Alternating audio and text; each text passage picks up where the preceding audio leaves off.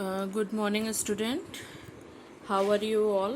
Hope you all are fine and safe at your place. So here Dr. Minoti Shrivastava, student.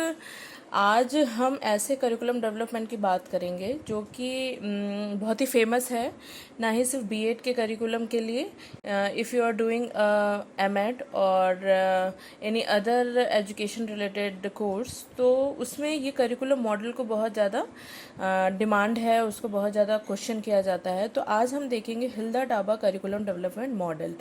तो हिल्दा डाबा curriculum model पे जानने से पहले हम इनके पहले लाइफ स्केच के बारे में जानेंगे कि ये एग्जैक्टली थी कौन, क्यों इन्होंने करिकुलम डेवलपमेंट या करिकुलम डायरेक्टर की तरफ ये बढ़ी. And then we step by step we will discuss about her curriculum development model. So here now we will start her curriculum development model.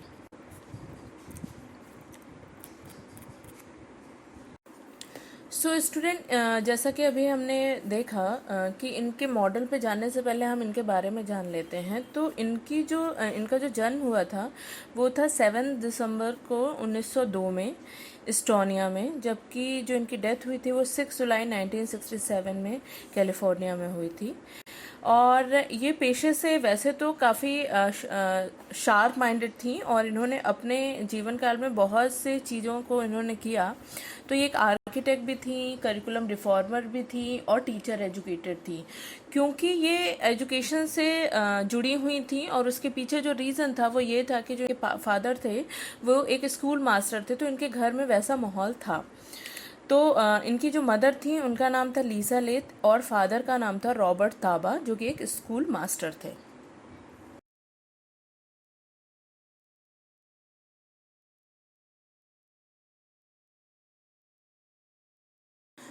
सो इनके लाइफ के बारे में अगर इनकी स्कूलिंग और कॉलेज की बात करें तो इन्होंने अपनी जो एजुकेशन है वो कैनेपी पेरिस स्कूल से स्टार्ट की. She began her education at the Kanepi parish school. और उसके बाद इन्होंने कॉलेज ज्वाइन किया कोलंबिया यूनिवर्सिटी का. She attended teacher college at Columbia University. फिर उसके बाद उन्होंने जॉब के लिए टाटू यूनिवर्सिटी में अप्लाई किया, लेकिन वहाँ पे बीइंग फीमेल इनको वो जॉब नहीं मिल पाई.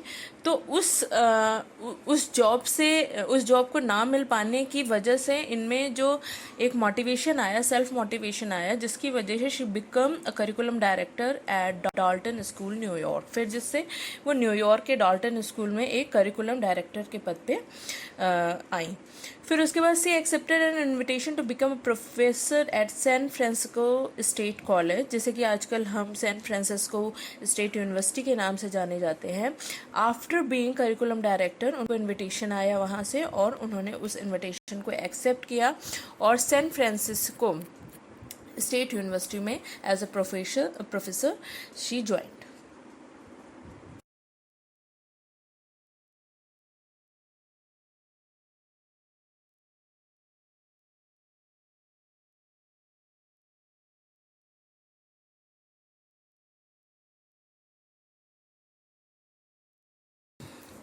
सो स्टूडेंट, यहाँ पे हम देख रहे हैं ये मॉडल है, मॉडल हिल्दा टाबा का करिकुलम डेवलपमेंट मॉडल है, जिसमें अगर आप स्टेप काउंट करोगे तो यहाँ 7 स्टेप्स दिए हैं. तो इनका ओवरऑल जो मॉडल है वो 7 स्टेप पे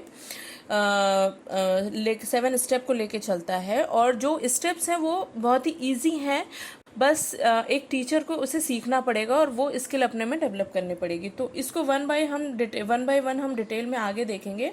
और इस मॉडल पे बात करने से पहले क्यों ये मॉडल आया और क्या इसके पीछे रीज़न था उसको जानने की ज़रूरत है, बिकॉज उनके माइंड में ऐसी क्या चीज़ें चल रही थी जो उन्होंने करिकुलम डेवलपमेंट का इतना फेमस मॉडल बनाया, वो हम जानते हैं पहले.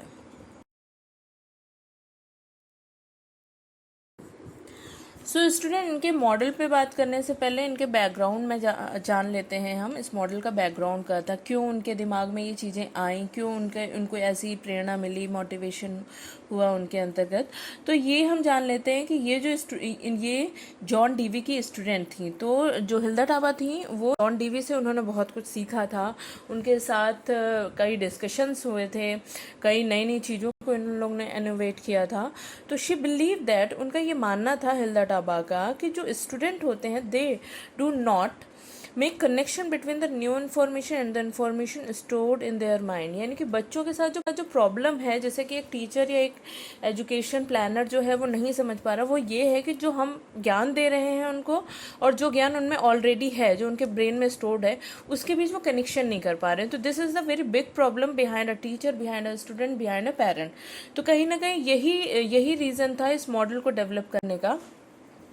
और फिर ये इनका दूसरी जो मान्यता थी इस मॉडल के से रिलेटेड, वो ये थी कि educational curriculum should focus on teaching student to think rather than simply to regurgitated fact. यानी कि उनका ये मानना था कि जो हम टीचिंग कर रहे हैं वो सिर्फ नहीं होना चाहिए कि हम अपने पाठ को पढ़ा दे रहे हैं और हमारा काम खत्म हो जा रहा है। हमारा पर्पस ये होना चाहिए कि हम बच्चों को सोचने पे मजबूर करें, स्टूडेंट टू थिंक। हम उनको इस हिसाब से बनाएं कि कोई चीज़ अगर हम पढ़ा रहे हैं तो वो उसके बारे में अपने आप से क्या डेवलप कर पा रहे हैं, अपनी क्या डिस्कवरी ला रहे हैं, अपना क्या एक्सप्लेनेशन ला रहे हैं, इस हिसाब से बनाएं। तो ये जो दोनों रीज़न थे, ये इस मॉडल को बनाने में बहुत ज़्यादा मतलब एक तरह से उनके लिए प्रेरणा का उन्होंने काम किया। सो स्टूडेंट इसी में आगे कंटिन्यू करते हुए देखते हैं और ये जानने की कोशिश करते हैं। तो Taba says basic idea and principles should be selected based on what information children are able to learn। यानी कि अगर हम अपने पाठ को पढ़ाने जा रहे हैं या कोई लेसन प्लान बना रहे हैं जिसकी हम प्रिंसिपल बना रहे हैं, आइडिया बना रहे हैं, तो हमें क्या जानना चाहिए, what information children are able to learn, मतलब बच्चा क्या सीखना चाह रहा है, ये चीज़ हमें जानना बहुत ज़रूरी है at their age and based on what information है साइंटिफिक वैनिटी। मतलब एक तो होता है एज के अकॉर्डिंग बच्चों की नीड और उनकी आवश्यकताओं को जानते हुए प्रिंसिपल एंड आइडियाज़ बनाना। एक ये होता है कि आप ये जानो कि बच्चों के दिमाग में प्रीवियसली क्या नॉलेज है और प्रेजेंट टाइम में वो क्या सीखना चाहते हैं, उस चीज़ को जानना एक टीचर के लिए बहुत ज़्यादा ज़रूरी है। फिर आगे हम देखते हैं she presented approach to curriculum in her book. उनकी एक बुक थी जो कि उन्होंने 1962 में प्रकाशित की, जिसका नाम था curriculum development theory and practice. तो उसमें उन्होंने बहुत सी अप्रोचेस, पाठ्यक्रम से रिलेटेड अप्रोचेस के बारे में बताया था। और फिर लास्ट में जो हम पॉइंट देख रहे हैं वो ये कहता है कि the main idea of this approach is that the need of the student are at the forefront to the curriculum. कोई भी जो पाठ्यक्रम हो उसका सबसे पहला और सबसे इम्पॉर्टेंट पार्ट जो होगा वो होगा नीड ऑफ द स्टूडेंट। यानी कि बच्चों की क्या आवश्यकता है उसको हमें ध्यान में रख के ही करिकुलम का डेवलपमेंट, प्लानिंग, पॉलिसीज़ बनानी चाहिए। तो यानी कि बच्चों की डिमांड क्या है, उनकी आवश्यकता क्या, what they want to learn, ये चीज़ एक टीचर को, एक प्लानर को, एक डेवलपर को जानना बहुत ज़रूरी है। और कहीं ना कहीं ये अपने मॉडल के थ्रू बताना चाह रही हैं। सो स्टूडेंट, अब हम स्टार्ट करते हैं इनके मॉडल के स्टेप बाय स्टेप, एक एक स्टेप को एक्सप्लेन करना, उसको क्लैरिफाई करना। तो अभी जैसे हमने पीछे एक मॉडल, इनका पूरा मॉडल देखा, तो इनके मॉडल का सबसे पहला जो स्टेप है वो है डायग्नोसिस ऑफ नीड। हमें भी पता है जब हमें कोई प्रॉब्लम होती है या हम किसी बीमारी के शिकार होते हैं तो हम डॉक्टर के पास जाते हैं और डॉक्टर उसको डायग्नोसिस करने की कोशिश करता है, जानने की कोशिश करता है ये हुआ क्या है, what is the cause behind it. तो यही डायग्नोसिस ऑफ नीड है, बच्चों की आवश्यकताओं को जानना। तो इसके लिए कहती हैं the teacher who is a curriculum designer starts the process by identifying the needs of the student for whom the curriculum is to be planned। एक टीचर को, एक प्लानर को, एक डिज़ाइनर को ये जानना बहुत ज़रूरी है कि बच्चों की क्या आवश्यकता है। और अगर हम being a teacher, being an educator ये जानने में सक्षम हो गए, समर्थ हो गए, तो कहीं ना कहीं हम अपने राह पे, यानी कि जो हमने अपना पर्पस बना रखा है उसमें हम सक्सेसफुल हो सकते हैं। तो डायग्नोसिस ऑफ नीड, बच्चों की आवश्यकताओं को जानना पहला स्टेप है कोई भी करिकुलम को डेवलप करने का। स्टूडेंट, अब हम देख रहे हैं जब भी हम कोई लेसन प्लान बनाते हैं या कोई भी चीज़ को डेवलप करते हैं तो एक प्लानिंग करने के बाद हम उसके ऑब्जेक्टिव को सेट करते हैं। तो यहाँ पे हो गया, जब हमें आवश्यकताएं पता चल गई हैं स्टूडेंट की, अब हम जो सेकेंड स्टेप पे चलेंगे वो है फॉर्मुलेशन ऑफ लर्निंग ऑब्जेक्टिव। उन आवश्यकताओं के आधार पर अधिगम के उद्देश्य क्या होंगे, ये है हमारा दूसरा पर्पस, दूसरा स्टेप curriculum development model का according to Hilda Rama। After the teacher has identified the need that require attention, he or she specify objectives to be accomplished. अब जब हमें ये पता चल गया है being a teacher कि हमारे स्टूडेंट्स की क्या आवश्यकताएं हैं, तो उस आवश्यकताओं से संबंधित हमें अपने अधिगम उद्देश्यों को निर्धारित करने पड़ेंगे, लर्निंग ऑब्जेक्टिव्स बनाने पड़ेंगे. सो लर्निंग ऑब्जेक्टिव बन गए हैं, नीड हमें पता चल गई है. इसके बाद अब जो बारी आती है वो कंटेंट की आती है. तो इसमें अब हम क्या करेंगे, सिलेक्शन ऑफ कंटेंट. अब हम देखेंगे कि हमारी आवश्यकताओं की पूर्ति करने वाले यानी कि उनको कंप्लीट करने वाले कौन कौन से ऐसे कंटेंट हो सकते हैं जो कि हम करिकुलम में डाल सकते हैं. तो ये है हमारा थर्ड स्टेप लटाबा का, जो कि कहता है सिलेक्शन ऑफ लर्निंग कंटेंट, यानी कि द ऑब्जेक्टिव सेलेक्टेड और created suggested the subject matter और content of the curriculum. Not only should objective and content match, but also the validity and significance of the content need to be determined. अच्छा, एक चीज़ और भी हमें ध्यान देनी पड़ेगी सिलेक्शन ऑफ लर्निंग कंटेंट में, कि जो लर्निंग कंटेंट हो वो किससे मैच करे, जो हमने ऑब्जेक्टिव निर्धारित किया था उसके अकॉर्डिंग होने चाहिए, और उसकी वैलिडिटी और सिग्निफिकेंस भी होना चाहिए. वैलिडिटी और सिग्निफिकेंस इसलिए क्योंकि अगर हम अननेसेसरी वो चीज़ों को अगर करिकुलम में डालते हैं तो उसको हमें बच्चों को पढ़ा के कोई फ़ायदा नहीं है. We are just wasting time of student and our. तो हमें ये भी देखना है कि जो कंटेंट है वो वैलिड है या नहीं, उसकी सार्थकता है या नहीं, उन चीज़ों को ध्यान में रखना है. साथ ही साथ ये भी देखना है कि जो कंटेंट है और उसको और जो हमने लर्निंग ऑब्जेक्टिव अभी निर्धारित किया था सेकेंड स्टेप पे, उन दोनों में कुछ मैच है या नहीं. तो this is also a very tough task, but ये हमें थर्ड स्टेप पे करना पड़ेगा. सो स्टूडेंट, अब हम देखते हैं हमारी नीड हो गई, नीड पता चल गई, लर्निंग ऑब्जेक्टिव बन गए, हमें कंटेंट मिल गया कि क्या क्या चीज़ें हमें अपने करिकुलम में डालनी है. लेकिन क्या क्या चीज़ें डालनी है, इसके साथ ही साथ हमें जो चीज़ ध्यान में रखनी है वो है कैसे ये चीज़ों को डालनी है. What will be the sequence, sequencing को क्या रखना है, टफ चीज़ों को पहले रखनी, इजी चीज़ों को रखनी है, या किसी चीज़ के साथ किसी चीज़ को बतानी है. तो वो सीक्वेंसिंग आनी भी बहुत ज़रूरी है, और यही है इसका fourth step. According to Hilda Taba model, fourth step जो है वो organization of learning content. Content हमारे पास है, मटेरियल हमें मिल गया, अब उसको हमें ऑर्गेनाइज करना है. तो ये कहती हैं teacher can not just select content but must organize it in some type of sequence taking into consideration the maturity of learner, their academic achievement and their interest. तो हमें जैसे being a teacher, हमें अगर if we are going to plan a sequencing of learning content, तो हमें तीन चीज़ों को ध्यान में रखना पड़ेगा. maturity of the learner, हमारे जो स्टूडेंट हैं उनका क्या लेवल है, किस लेवल में वो समझेंगे. their academic achievement, उनकी जो अभी तक की जो अचीवमेंट है उसके अकॉर्डिंग भी हम उसमें बदलाव ला सकते हैं. और देयर इंटरेस्ट, वो किस चीज़ को पहला सीखना चाहेंगे और किन चीज़ों को बाद में सीखना चाहेंगे, या किस चीज़ों को किस चीज़ के साथ सीखना चाहेंगे. तो ये सारी चीज़ें हमें ध्यान में रख के ही कंटेंट की सीक्वेंसिंग करनी होगी. तो ये है फोर्थ स्टेप हिल द डाबा का. सो स्टूडेंट, कंटेंट हमें मिल गया, उसकी सीक्वेंसिंग हो गई. अब जो बारी आती है वो होती है लर्निंग एक्सपीरियंस की, यानी कि बच्चों को जो भी कंटेंट दिया गया उसका अनुभव कराना. तो अनुभव कराना कहीं ना कहीं यहाँ पे अब जो इन्वॉल्व होगी बच्चों को उस कंटेंट से जोड़ना, कि वो उस चीज़ को समझें, उस चीज़ को खुद से फील करें, महसूस करें. तो ये है fifth step, selection of learning experience.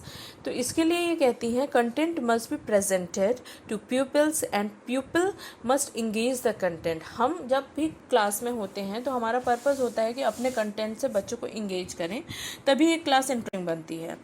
तो यहाँ पे ये कह रहे हैं कि जो कंटेंट जो है उसको हमें बच्चों के सामने प्रस्तुत करना चाहिए, और प्रस्तुत करने के साथ ही साथ ये होना चाहिए कि बच्चे उस कंटेंट से इंगेज हो जाएं.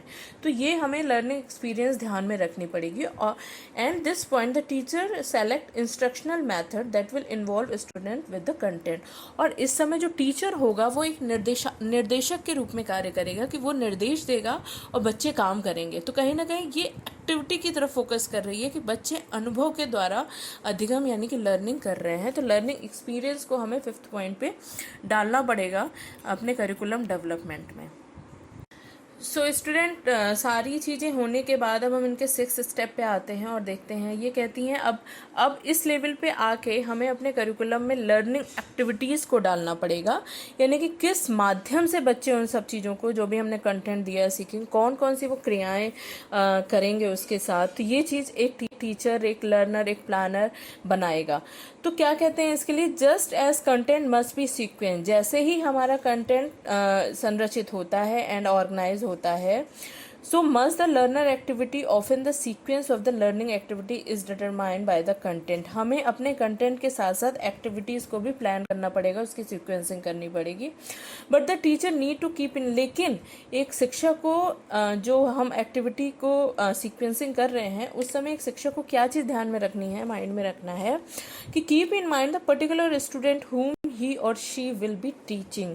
हमें अपने बच्चे जिनको हम पढ़ा रहे हैं उनको ध्यान में रख के एक्टिविटी की भी प्लानिंग करनी है, क्योंकि हमें पता है कि अगर हमारी क्लास में 20 बच्चे हैं तो 20 बच्चों के अपनी अलग अलग रुझान होते हैं। तो हमें या तो ग्रुप वाइज हम पढ़ा सकते हैं, एक टाइप की एक्टिविटी में उस ग्रुप को बच्चे को डालो, दूसरे ग्रुप को दूसरे टाइप की एक्टिविटीज़ में डालो। तो एक टीचर को उस पर्टिकुलर कंटेंट को पढ़ाते समय अगर वो एक्टिविटी कोई प्लान कर रहा है तो उसमें भी उसे ध्यान देना पड़ेगा कि हर बच्चों की आवश्यकताएं अलग होती हैं, उसके आधार पे वो लर्निंग की एक्टिविटीज़ को करें। अगर हम इंडियन पर्सपेक्टिव में बात करें तो yes, it is really difficult for teacher and for school की हर बच्चे के लिए अलग लर्निंग एक्टिविटी प्लान की जाए। बट अगर हमारी क्लास में 20 और 25 स्टूडेंट हैं तो we can plan a group activity, जिसमें हम 2-3 ग्रुप बना सकते हैं और उन ग्रुप में अलग अलग एक्टिविटी करा सकते हैं, जिसमें बच्चे इंटरेस्ट भी ले सकते हैं और कहीं ना कहीं वो पीयर से भी अपने सीखते हैं। तो ये है इनका 6 step curriculum development organization of learning activity. यानी कि लर्निंग एक्टिविटी को भी बस थोप नहीं सकते हम, उसको भी हमें ऑर्गेनाइज या सीक्वेंसिंग करनी पड़ेगी according to the interest of student and according to our content। So student, अब हम इनके लास्ट स्टेप पे पहुंचते हैं और जो कि है इवेल्युएशन, मीन्स ऑफ एवेल्युएशन। ये कहती हैं कि जो भी प्रक्रिया हमने की है उसका मूल्यांकन करना बहुत ज़रूरी है। और मूल्यांकन के पार्ट कौन बनेंगे, स्टूडेंट एंड टीचर, यानी कि जो शिक्षार्थी हैं और जो शिक्षक हैं वो हमारी पूरी प्रोसेस को, करिकुलम को इवेल्युएट करेंगे। तो इसके लिए the curriculum planner must determine just what objective have been accomplished evaluation procedure need to be consider by the student and teacher.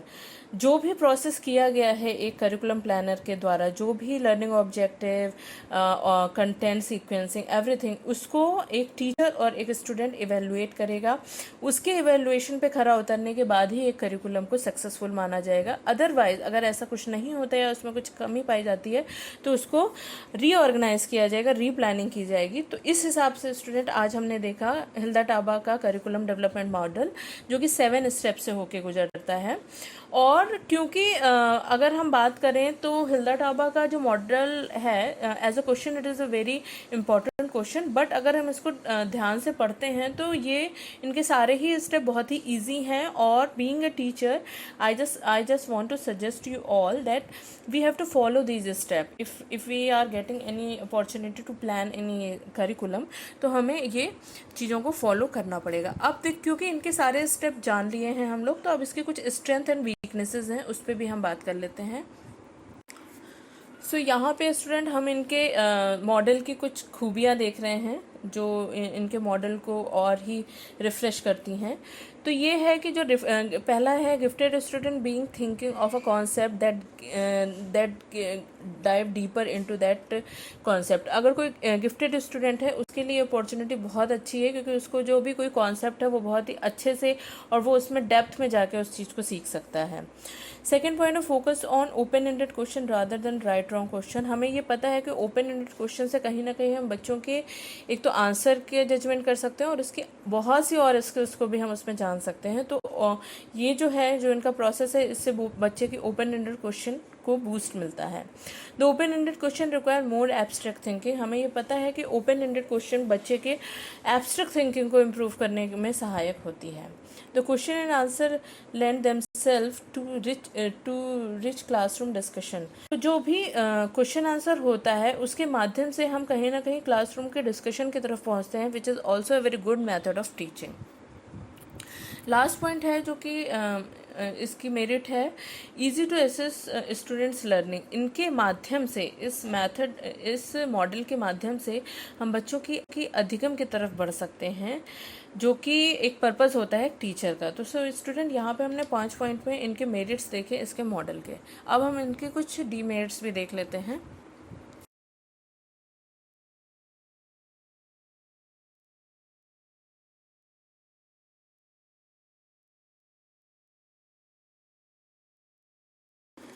So delimitation limitation में इनके 3 पॉइंट बताए गए हैं। पहला है can be difficult for non gifted student to grasp. जो non gifted student होते हैं उनके लिए थोड़ा इस हिसाब से पढ़ाना या उनके लिए एक्टिविटी प्लान करना है, उनके लिए सारी चीज़ों का जानना थोड़ा मुश्किल होता है।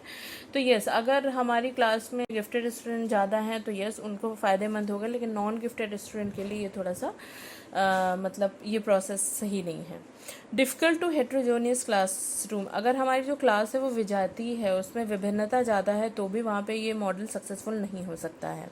May be difficult to easy use in all subjects.